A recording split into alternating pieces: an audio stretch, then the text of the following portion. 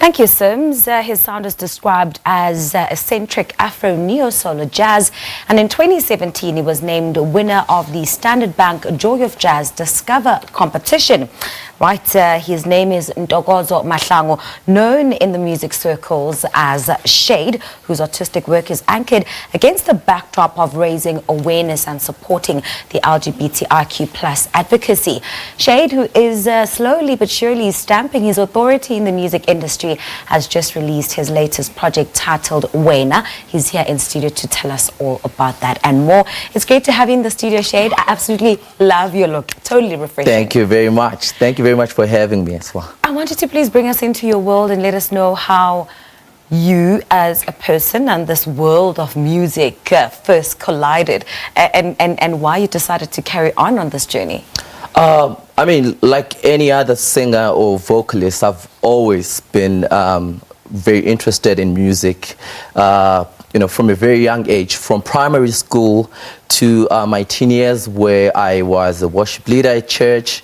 And just when I started varsity, I thought about it. I was like, okay, I'm just going to try to do this as well professionally.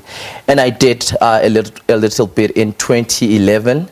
But because I was so passionate and I thought I was ready for the industry and things were not happening the way I thought they would, I decided to stop completely. And it went on for a couple of years up until 2017, when one morning I woke up and I said to myself, I'm 27 years old, the bug is still there, I still want to do it. But most importantly, at that particular time, I thought I had something to say, which is something I didn't think back in 2011. I just wanted to sing. But in 2017, I said, I've got a message to share. I've got, you know, a particular cause that I'm interested and passionate about. Yeah. Let's speak about Wena. It's a great, exciting project. I love how different it is, and just the play on different sounds, and just how your voice really brings an audience in. Tell us about the inspiration behind it and what the project itself is all about. Wena is my latest single. Actually, we're debuting it right on this show today. Amazing. It came out yesterday. It's just, for me, it's just letting my supporters into my creative process, into my sound, into you know, what more I can do, because I don't box myself. Hence, I describe my sound as eccentric.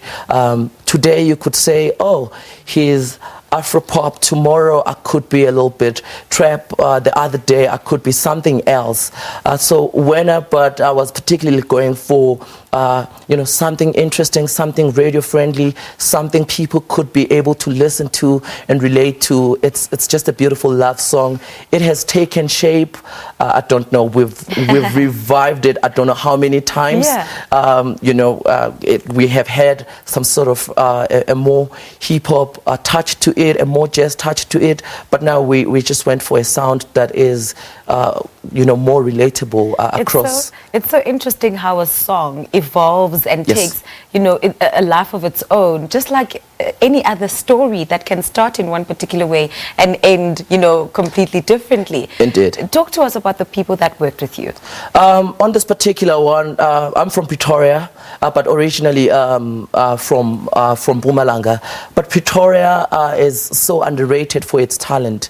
There is a large pool and a vast pool of you know, vocalists, instrumentalists, and when I started, I just knew that I was in the right place, because there's just, you know, that pool of talented musicians. So I've got a wonderful band. They're based in Pretoria, and those are my guys. Well, I run an all boys show. My entire band, I mean, you would listen, you would think there are girls in the backing vocalists. Wow. There aren't any. And is that decision part of the work that you do as an advocate for the LGBTIQ plus community, or was that simply about just empowering musicians who are from the same place that you're from, and for making sure that, you know, also pay attention to the boy child? Yeah.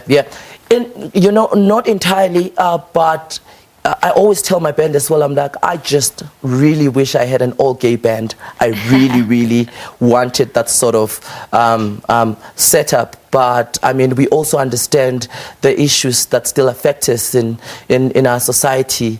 Probably some of them could be, but they're not, you know, art, or they're not comfortable to say, you know, but initially I would have loved for that, because I believe representation is very important, hence Shade. And it's interesting how well I know, and I'm very, you know, very vocal on social media, and I'm sure there'll be people that'll be like, activism work, because often we associate activism or advocacy with activists running on the streets with placards and all of that.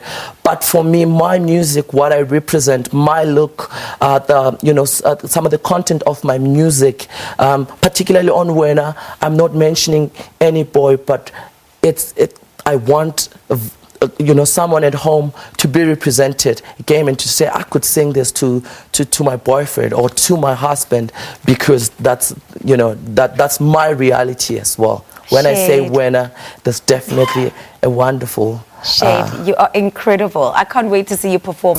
Thank you so much for your time and for the beautiful work that you're doing. That is singer-songwriter, poet and storyteller Shade. He'll be performing for us later on the show, and he just told us about his brand new project, Wena.